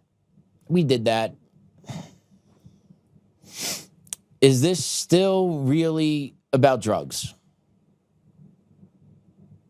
Or is it something deeper? If it's about drugs, how come we're not doing military strikes in China with their fentanyl productions? How come we're not doing military strikes in Mexico? Getting our military carriers off in the Gulf of America right there. Just out of curiosity. You know, I'm confused. It really can't all just be about the drugs, right? There's got to be more here. But if this is all about the drugs, well, there's about 5 other nations you better be hitting up, Trump, because just because you're taking out Venezuela is not stopping the drugs coming into this country. All right? That's not going to fix it. So maybe there's something more here. And what makes me think that is because Tommy and Joe were talking about it. China started encircling Taiwan. Okay? And if you throw up this post, there you go, thanks. China, thank you, Damon. China has blockaded Taiwan and surrounded the island with warships, military equipment, and troops. They are even conducting drone reconnaissance over Taipei. The Taiwanese government is asking locals not to photograph military movements and is preparing defensive positions. China describes these as large-scale exercises, but Taiwan reserves the right to respond to any perceived threats. According to the Taiwanese Ministry of National Defense, 89 military aircraft and 28 ships and Coast Guard vessels were registered near the island in a single day, the highest level of activity since October 15th, 2024. Now, if you take a look at that map, Damon, if you could just pull up that map, there you go. Now, if you take a look at that, Taiwan's closed off. Now, China responding to us striking Venezuela with the naval blockade, naval exercise, military operation outside of Taiwan? Well, I went down a little bit of a rabbit hole, and I've seen some things online, and it makes sense to me with China. You know, China was producing ballots in 2020, possibly being shipped over, right? So is this all tied to possible election machinery? We're letting you know, Venezuela, we're coming in. China knows if we come in, China knows we're going to find stuff that they've been coordinating. Is all that happening behind the scenes? Or is this all just about drugs getting brought into America? I don't know.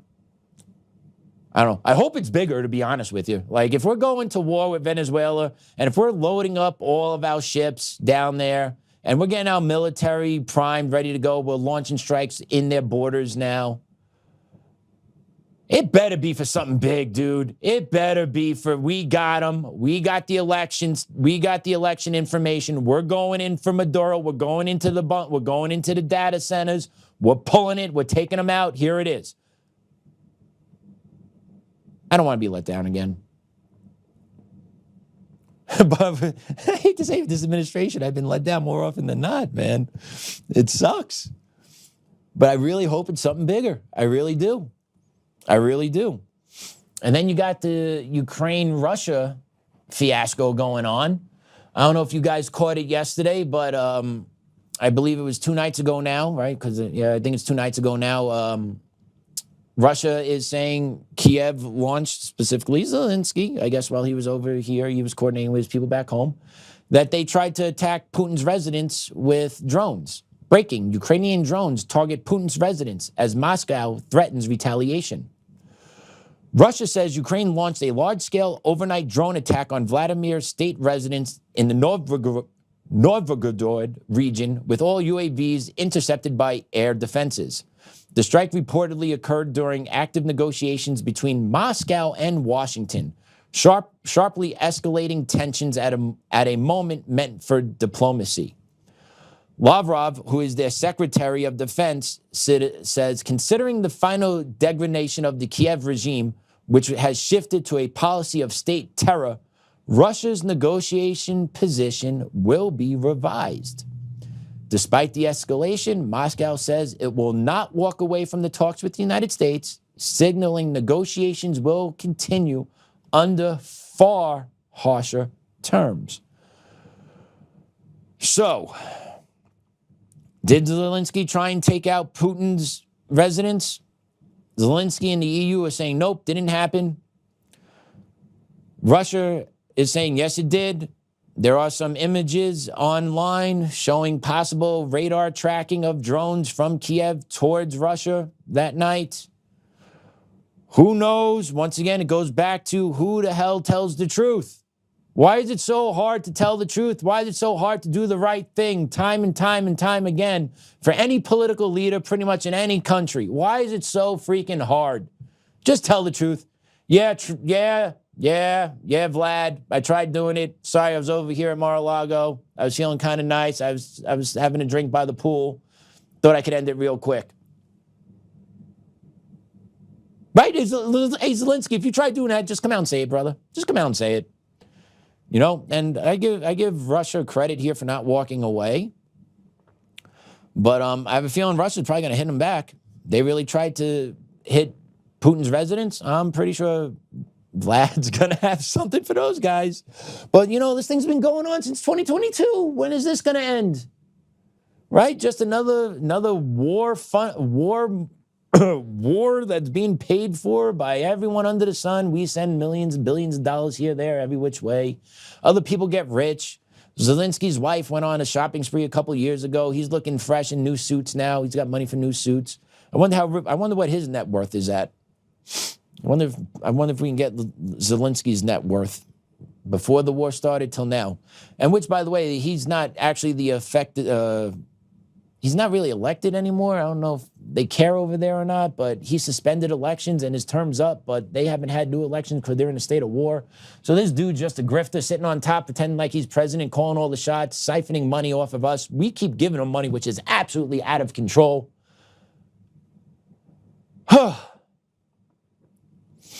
Jeez. You know, like, what the hell is going on? Hitting in Venezuela, China circling Taipei. China's basically saying, we could do this whenever we want. We could take you over whenever we want. United States, you care to intervene? Probably not. Okay, good. So we'll probably do this in a little bit. Russia, Ukraine still doing their nonsense. And then we had the Somali fraud that got unpacked. Like fighting everywhere, confusion everywhere, money being siphoned off, billions of dollars going every which way. You know who gets screwed? You know who gets you know who has two thumbs and gets screwed? This guy. Try it. It's fun. Say it to yourself and point. It's a lot of fun. You know who gets screwed? This guy. American taxpayer consistently getting screwed over and over and over again. So Nick Shirley, give this guy a little credit. You know, he's not a big, tough guy. He doesn't seem big in stature, but, you know, at least he's going out there, mixing it up with doing some investigative reporting. Like, good for him. Way better than any bums out here are doing or any bums on the national headline news are doing. He's actually going out there and doing it. Mad respect. Good for him. He was out there again today. Or at least I saw a post from today. It might have been from yesterday. But he was out there and he's looking to find another company called Advanced Mobility. Take a look at what happened to him here. Just trying to, you know, uncover more fraud. See how he's met by the loving Somali community. Get the fuck out of here, man. Get the fuck out of here. Out. Move. Get the fuck out of here. Resist. You cannot come in here. Resist. We don't care. We don't know where it is. Get out. That's not your job. You don't know that. Get out. Move. He's recording. Get out of here. Fucking idiot.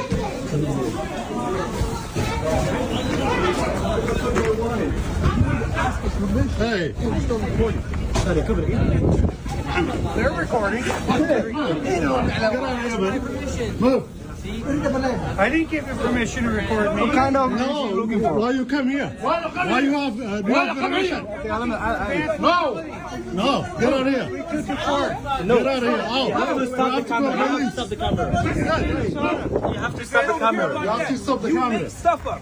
This is a lie. I don't care. Who do you work for? Who do you work for? No, who do you work for? Nick Shirley. I don't care about Nick Shirley. This guy. But who do you work for? Nick Shirley. I don't care about Nick Shirley. That's who he's working for today. Nick Shirley. Stop here. Stop here.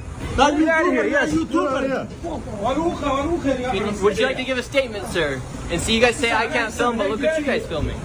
You can do that. You can film here. From the statement that's on the website, Advanced Mobility. This address, you don't care about the state of Minnesota or what? Where's Advanced Mobility at? That's all we're asking. This doesn't even exist. Advanced mobility? What's a bit like it? Why don't you go to a white, Does it exist?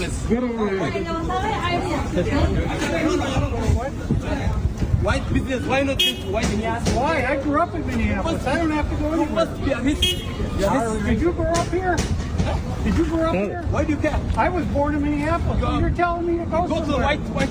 I grew up here. You go to the white place. What? White business. Are you a Go to white racist? business. Are you a racist? You are racist. How? So yeah, Nick Shirley out there doing work, looking for another place, and he gets the get the F out of here, get the F, stop filming, get out of here, go investigate a white business, go investigate a white business. Busted, busted, busted, busted, busted, busted. And that's what you get when you're lying, right? Like that's how you act when you are found to be guilty of fraud. You're busted.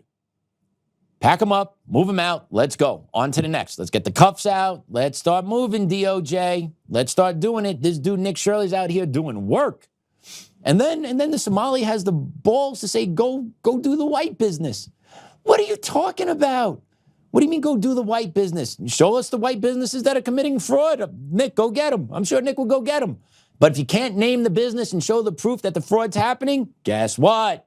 You're deflecting. You're guilty. You got caught. And let's not forget, you're a guest in this country. You're a guest in this country. People forget that. You're a guest. You need to behave accordingly. And if you're not behaving accordingly, you need to go. And you need to be forced out because you're a guest in this house.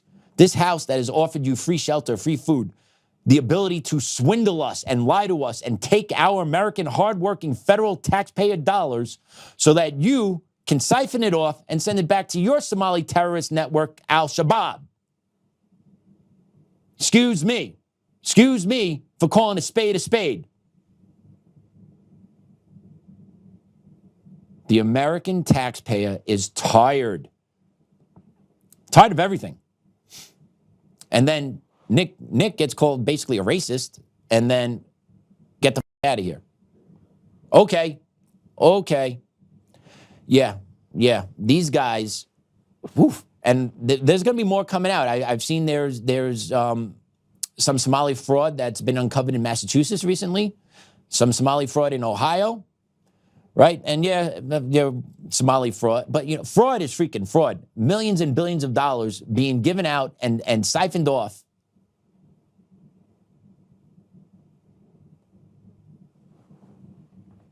Eventually these things are empty. And that's not even being used to take care of our own people. It's being taken to be used to take care for people that hate this country, that came to this country to take advantage of this country. That's disgusting. That's absolutely disgusting. We're paying people our money that hate us. We're giving them our money, and they hate us. You understand that? How retarded are we? How retarded are we? Speaking of retarded, and mind you, I'm not saying this in light for making fun of people that have mental handicap. I hope people know that. The word retarded is not meant for that. The word retarded is simply meant you should have known better. That's why retard is used. Simply to state you should have known better. Okay? So that we're all just clarified. I saw that post a couple weeks ago on X. It summarizes it perfectly. Yeah, that's what retard is. Short stance. You should have known better. Period. And we'll keep on light of this. Take a look at this post from the Minnesota Department of Children. Take a look at this post coming out. The Minnesota Department of Children Commissioner Tiki Brown claims the Quality Learning Center, right? Learning, right? They forgot the N in the learning. The Learning Center closed down last week, which explains why there was no children when Nick Shirley visited. Today, however, the Quality Learning Center was packed with kids. The New York Post reports the children were trucked in, with one local saying it was the first time they had seen kids go into the building. They need to coordinate next time before they try to cover up a crime. Let's play that video. Is there fraud going on here? No, it's a video. I just want to know. What's your response? Huh? There they are going into the Leering Center. What's your response to the allegations? Is there fraud going on here? And is there children? That's all. We are aware of a video that's being circulated that has gained local and national attention about child care centers in Minnesota. While we have questions about some of the methods that were used in the video, we do take the concerns that the video raises about fraud very seriously. Each of the facilities mentioned in the video has been visited at least once in the last 6 months as part of our typical licensing process. And in fact, our staff are out in the community today to visit each of these sites again so that we can look into the concerns that were raised in the video. So I won't go into any detail about whether or not any of these have any open investigations. I will share that our team was notified that Quality Learning Center closed just over a week ago. And I believe the details that were given at that time were around space concerns. And that's what was shared. The previous one I mentioned that had been closed some time ago was Mako. Did you catch that? She said they were closed a week ago. Meanwhile, they're open this morning. How is that remotely possible? The lies, the lies, the lies. Over and over and over again. Just continuously lying to the American people. Shut up. Doesn't matter. I'll say whatever I want to say, and you're going to have to eat shit and take it. Meanwhile, kids are getting dropped off. You got, I don't know, I guess a worker there out there videotaping the guy that's videotaping him. Right? Just like absolutely. It's just absolutely incredible what's going on. It's absolutely incredible. And we're the ones who get screwed. We're the ones who get told, grab your ankles, here you go. Right? Like that is what happens every single day. And Tim Walz just came out. He came out and gave out a statement in regards to all this Somali fraud that's been uncovered in Minnesota. You guys got to check this out. I guess there is no way to put this delicately. So basically they caught us. The FBI is looking at all of us right now. So please tell your brothers, your husbands, well, you're from Somalia. So your brothers are probably your husbands, whatever. Just tell all your family members to shut it all down right friggin' now. If you have kids, put them in a truck and take them to the nearest Quality Learning Center. I know it's supposed to say learning, but you're all so stupid you couldn't even get the sign right. Anyway, take them to the Learning Center and tell them to pretend like they're learning shit, okay?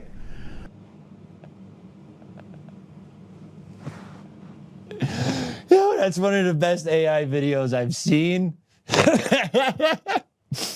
That thing is absolutely hilarious. And it's all factually true. I would not be surprised if he actually really did say that.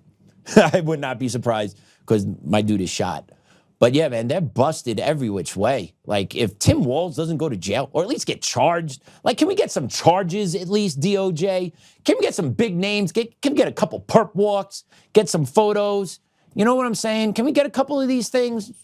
You know, you like giving us crumbs. Give us some crumbs. Give us Tim Walz getting perped walk. That'll give us some satisfaction for a couple days. You know, it's crazy. It is crazy what's going on out there. And it's a fight that we're in, and it's a fight you can't walk away from. Or if you choose to walk away from, you're complicit in the collapse of America. If you choose to walk away from this fight, if you choose to bury your head in the sand, if you choose not to be involved, if you choose not to call out the bullshit, you are complicit in the failing of America. Let me say that now. Timestamp it, quote it, air tag it, whatever you got to do to make sure you don't lose this thing. Mark it down, okay? You are complicit in the failing of America. Wake up. And with all that being said, we have a fax blast that's going out today. Feel free to check it out. It's about the Minnesota Somali fraud scandal and over $250 million stolen from the American people. $250 million stolen from the American people. I don't want to hear about, oh, this Somali guy is being arrested. No. Take a look at Ilhan Omar. How is she wealthy? take a look at her husband, who is actually part of one of these NGOs that funneled money in Minnesota. Why don't we start taking a look at him? Let's get him on a perp walk. Let's get her on a perp walk, because I guarantee they're tied together. I guarantee she is, what is she worth? Like 30 million, I saw, 3 million, 30 million, something like that. Way more than 140,000 she makes from her congressional salary. And her husband's, her brother/husband is a master NGO market. Yeah, okay. Okay, crack the books, let's go, get her, get him, start the ball rolling. It's not that hard, okay? But we don't play to win. What they're gonna do is they're gonna prosecute some Somali immigrants who don't know any better, who are the useful idiots of the higher ups, and they're gonna prosecute those morons. They're gonna throw those morons in jail. Then once they're done in jail, they're gonna deport them back to Somalia, and then the high and mighty crew, the ones part of the club, are gonna be left untouched. Prove me wrong. Prove me wrong.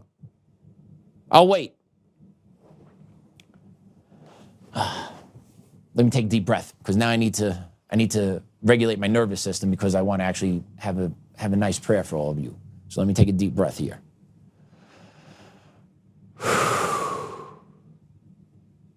Okay. In the name of the Father, Son, Holy Spirit. Amen. Dear Lord, thank you for another day, another beautiful day, even though it's hard. Dear Lord, thank you for another day with family, even though we annoy each other.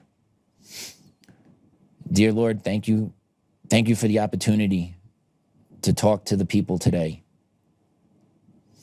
even though they may not agree with what I said or believe what I say. It is a great day, Lord, and thank you for all that you give us. It's hard to remember all the good stuff we have in our day-to-day life, Lord, when we're constantly under attack. But the fact that we have clean air, clean water, loving family, we have friends, those are the good things that we got to keep in mind every day. We cannot allow the evil to consume us. So thank you, Lord, for allowing me to connect with Ty today and to share that, and him share his wisdom to me. And hopefully that helps me. God, everything that happens is because of you. There are no randomness in the world. You control the chessboard. You move the pieces. I've learned that. I've learned to accept that. I've learned that I need to be the light and bring that light into the world. So I thank you for that opportunity, Lord. And I thank you for my loving family, my wife, my boy. I thank you for all that.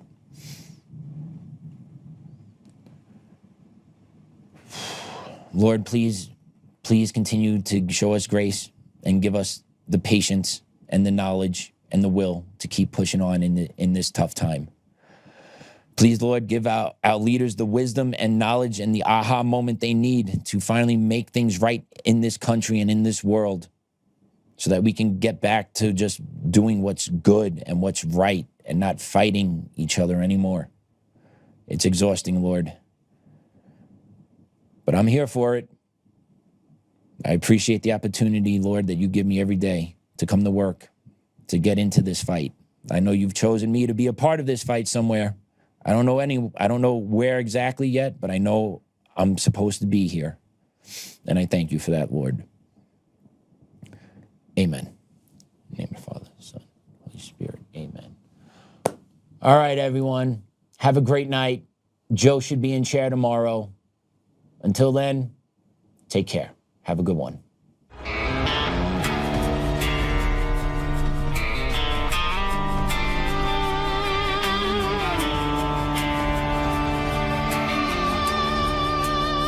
Rise up untamed, in the heart of the fire where the wild ones roam. Joe Oltmann's calling, bringing truth back home. From conservative daily to this untamed fire, we shatter the silence, lifting spirits higher. No chains can hold us, no lies can prevail. Authentic and fearless on this rugged trail.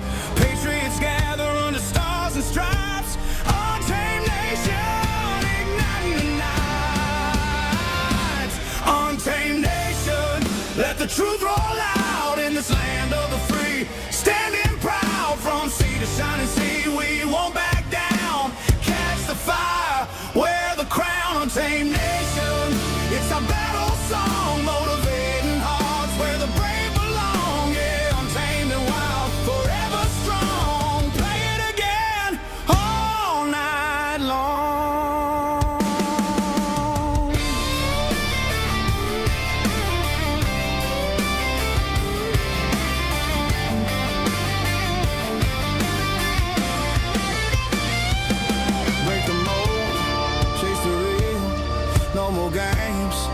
to heal.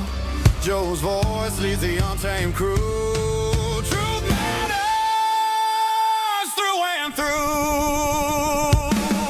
Untamed nation, let the truth roll out in this land of the free. Standing proud from sea to shining sea, we won't back down. Catch the fire, wear the crown, tame nation. It's our battle song, motivating hearts where the brave